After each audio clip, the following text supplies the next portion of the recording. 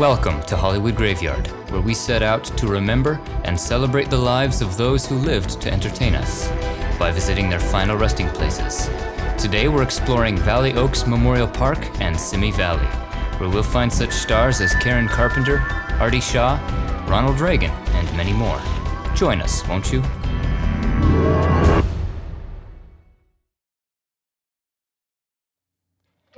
We've managed to find our way out of the Twilight Zone and once again into Hollywood Graveyard. With our feet back firmly on the ground, we point our compass to the northwest and head to Valley Oaks Memorial Park in Westlake Village, about 30 minutes up the 101. This 42-acre cemetery was developed in the 60s and 70s. It features a cemetery within a cemetery, hosting early pioneers of this valley who were relocated here in 1969 after the old Russell Cemetery fell into disrepair. And at the center of the cemetery is the Garden of Valor, honoring veterans and military families with an eternal flame.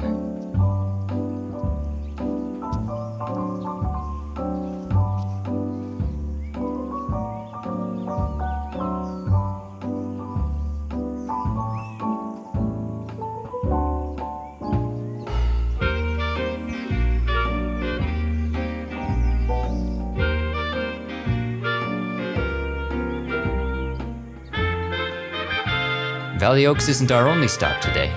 While we're in the neighborhood, we'll end our tour a few miles north in Simi Valley. We'll begin our tour just in from the entrance on the left, in the Beth Olam section.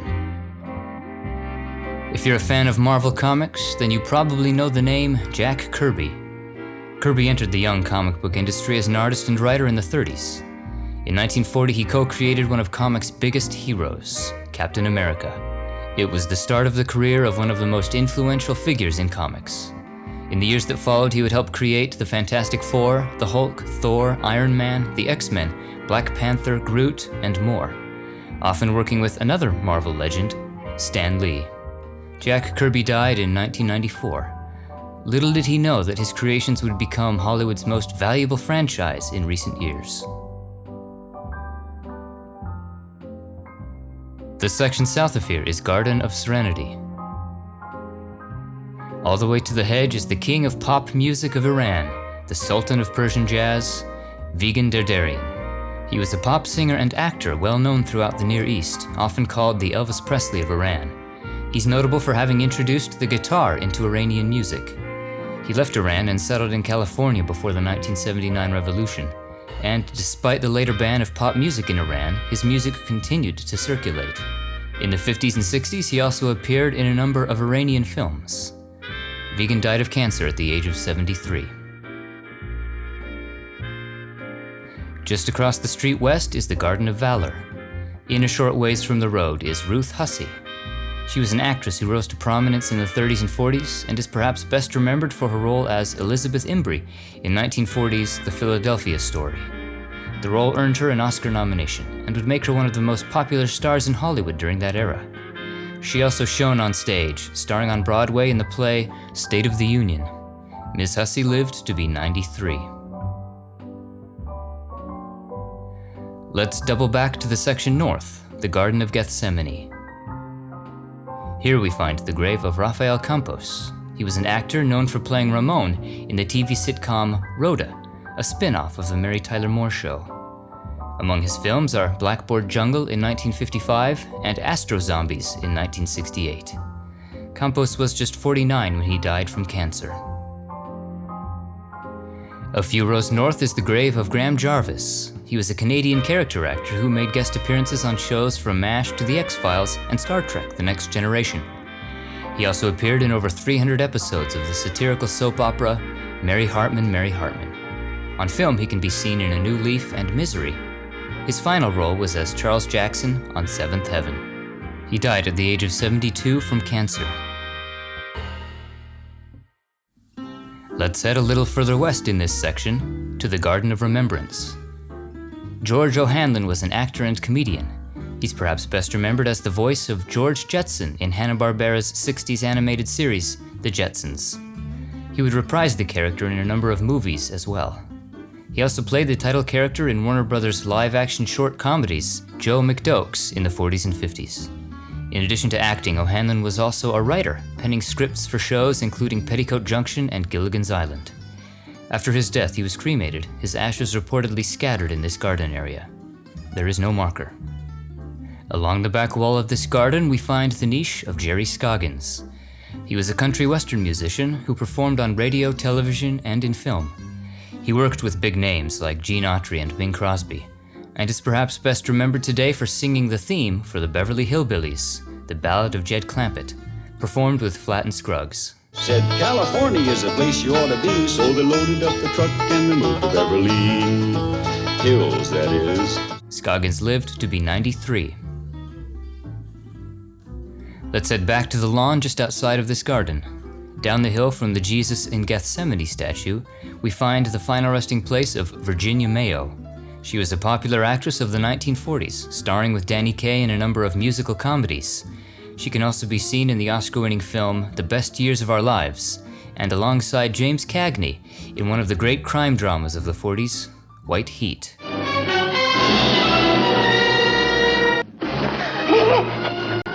Now tell me you're glad to see me. Only say it slowly. All I wanted was for you to come back. That's the truth. I love you, Cody. I love you. Virginia died of heart failure at the age of 84. Virginia was married to Michael O'Shea. He too was an actor. O'Shea played Jack London in the film about the American writer, and can also be seen alongside Barbara Stanwyck in Lady of Burlesque. On television, he played Denny Davis in the comedy series It's a Great Life. He died suddenly of a heart attack at the age of 67. It is so unbelievably hot today. How about we take a moment to cool off?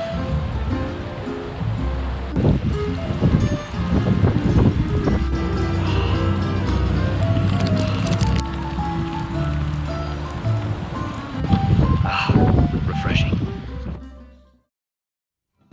At the top of the hill in the center of the Garden of Gethsemane is the statue of Christ in Gethsemane. At the southwest corner of the wall, we find the grave of Keith Willingham. He was a comic strip artist who wrote the newspaper comic Blast Blair from 1963 to 1964. It featured the adventures of an astronaut named Blast Blair. Fittingly, a strip is featured right here on his grave. West of here a short ways is the final resting place of musician Harry Nilsson. He was a Grammy Award-winning singer and songwriter popular in the 70s. His music has been featured in many film and television programs over the years, perhaps most notably his rendition of Everybody's Talkin', the theme from 1969's Midnight Cowboy. Everybody's talking at me. I don't hear words they're saying. Other of his hits include Without You, Coconut, and Remember, alluded to here on his marker. At the height of their career, when the Beatles were asked who their favorite American group was, their response was Nilsson. He was just 52 when he died of a heart attack. In 2010, a documentary was released about his life, Who is Harry Nilsson, and why is everybody talking about him? Let's head down the hill toward the road to the west. Close to the edge is where we find Eddie Dean. He was a country music singer, songwriter, and actor, lauded as one of the best cowboy singers of the 20th century. He's perhaps best known for his hit, Hillbilly Heaven. I met all the stars in Hillbilly Heaven. Oh, what a star-studded night. He also starred in a number of Western films, like Tumbleweed Trail. Dean lived to be 91. Next, we'll head to the southern section of the cemetery, the Garden of Reflections. In this westernmost garden area, we find Kristoff St. John. He was an actor best known for his long-running role as Neil Winters on the daytime soap opera, The Young and the Restless, a role which he held from 1991 until his death in 2019. He won 2 Emmys and was nominated an additional 7 times for the role. Other series he appeared in include Generations, The Bad News Bears, and as young Alex Haley in Roots, The Next Generation. St. John was just 52 when he died of heart failure. He's memorialized here with his son, Julian. Just east is a brick wall of niches. Here is Steve Forrest. The actor was discovered by Gregory Peck and became a star for his role in 1953's So Big. He soon became an in-demand TV star, playing Lieutenant Hondo Harrelson on SWAT, and appearing in shows like Dallas and Murder, She Wrote.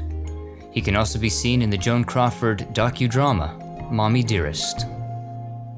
Continuing east, we reach Oak Knoll Mausoleum. On the right is the crypt of Hoyt Curtin. He was a composer and songwriter, best known for his work in cartoon music. He was the principal music director at Hanna-Barbera, and he would write the iconic themes for shows including The Flintstones, Meet the Flintstones, The Jetsons, meet George Jetson, Johnny Quest, Josie and the Pussycats, Josie and the Pussycats, The Smurfs, la la la la la, sing a happy song. and Scooby-Doo. Scooby-Dooby-Doo, where are you? He died in 2000 at the age of 78. Near the middle of this structure is the Oak Knoll Columbarium. On the left is Josephine Dunn. The blonde beauty began her career as a chorus girl before becoming a silent film actress. She can be seen in D.W. Griffith's The Sorrows of Satan and Our Modern Maidens. When the talkies came around, she landed a role alongside Carole Lombard in Safety in Numbers. By the end of the 30s, she had retired from making movies. Let's head now to the far eastern wall of the mausoleum. Near the top is the crypt of Cesare Danova. The actor was born in Italy, and after making several films in Europe, immigrated to the United States in the 50s. His big break in Hollywood came in the role of Apollodorus in the 1963 film Cleopatra. He would go on to star as Don Giovanni in Martin Scorsese's Mean Streets, and as Mayor de Pasto in Animal House. He died of a heart attack at the age of 66. Let's cross the street north now to Tranquility Gardens. A few spaces in from the road is songwriter Joel Hirschhorn. As you can see here on his marker, he won 2 Academy Awards for his songs The Morning After from The Poseidon Adventure there's got to be a morning after, and the song We May Never Love Like This Again from The Towering Inferno. we may never love like this again. He was also nominated for Pete's Dragon. Earlier in his career, his songs were performed by artists from Elvis Presley to Roy Orbison. He even wrote the book, The Complete Idiot's Guide to Songwriting. Next to Joel is another legendary musician, Artie Shaw. Among the top names of big band leaders of the 30s and 40s, like Benny Goodman and Duke Ellington, was clarinet player Artie Shaw. He had numerous hit records with his band, including Begin the Begin,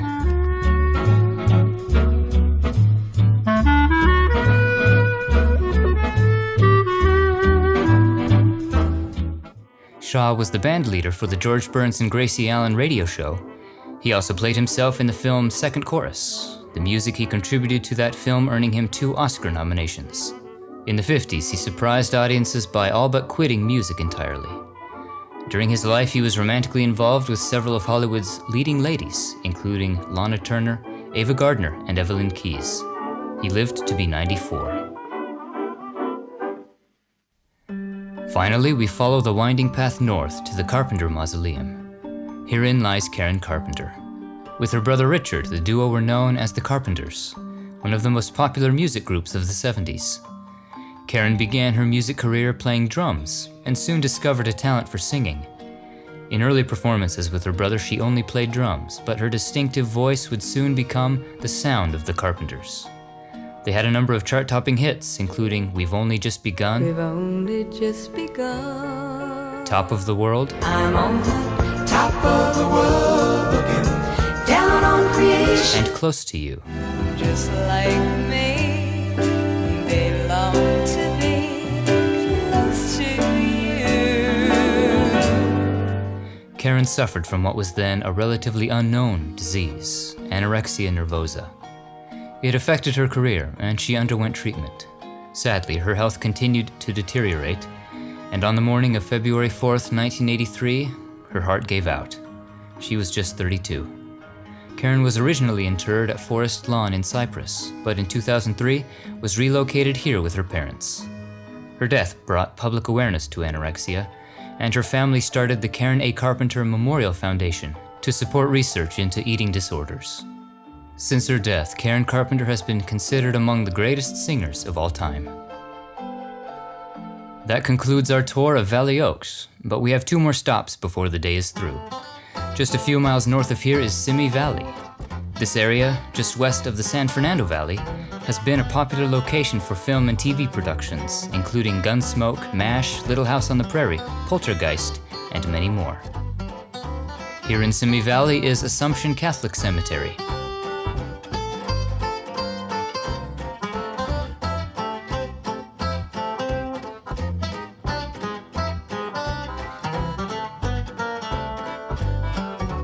Across the street north of the mausoleum is the Our Lady of the Assumption statue. Just beyond that, we find the grave of Raoul Walsh. He was an actor, screenwriter, and one of the great directors of early Hollywood. As an actor, his most notable role was perhaps as John Wilkes Booth in D.W. Griffith's The Birth of a Nation in 1915. In the years that followed, he directed a number of films now considered classics. He directed John Wayne in his first leading role in The Big Trail, Gloria Swanson in Sadie Thompson, Humphrey Bogart and Ida Lupino in High Sierra, and James Cagney and Virginia Mayo in White Heat. Walsh was also one of the founding members of the Academy of Motion Picture Arts and Sciences. You probably noticed the eye patch he wore. He lost his right eye in 1928 while filming in Old Arizona, when a jackrabbit crashed through the windshield of his car. He died of a heart attack at the age of 93. For our last stop of the day, we head a short distance west, not to a cemetery, but to a presidential library.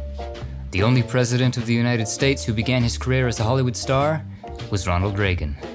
After moving to California from Illinois in 1937, Reagan did a screen test for Warner Brothers and began making movies.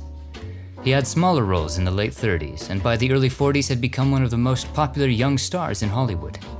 In 1940, he starred in Knute Rockne, All-American, playing the role of George the Gipper Gip. From that movie came a nickname he held the rest of his life, the Gipper.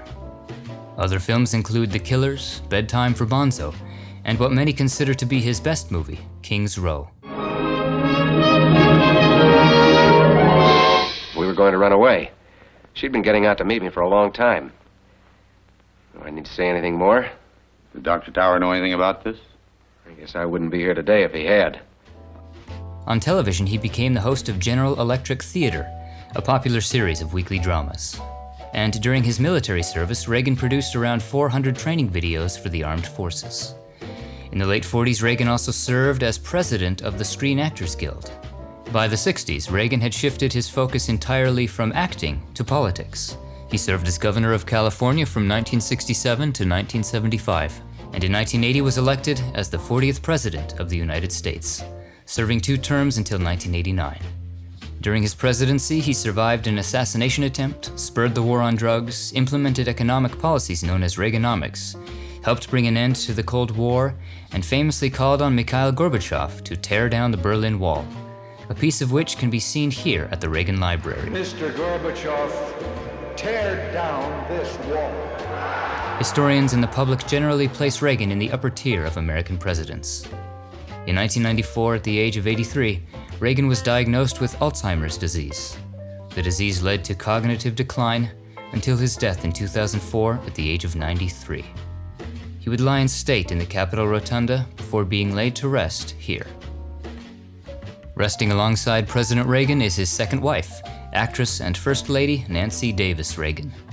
Her acting career began in the 40s, first on stage, then on the big screen in films like The Next Voice You Hear and Night into Morning. Nancy met Ronald when he was president of the Screen Actors Guild. They would later marry, and even star in a film together, Hellcats of the Navy, in 1957.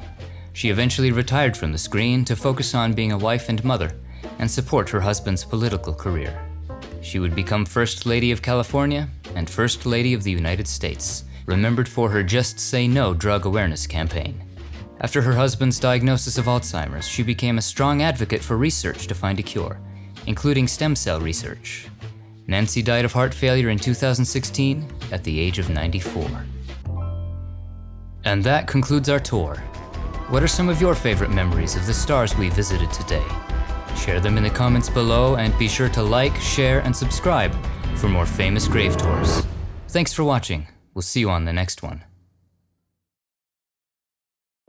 We've made a lot of animal friends over the years, including geese here at Valley Oaks. But up in Simi Valley, there's one I'm glad we didn't run into. Yikes.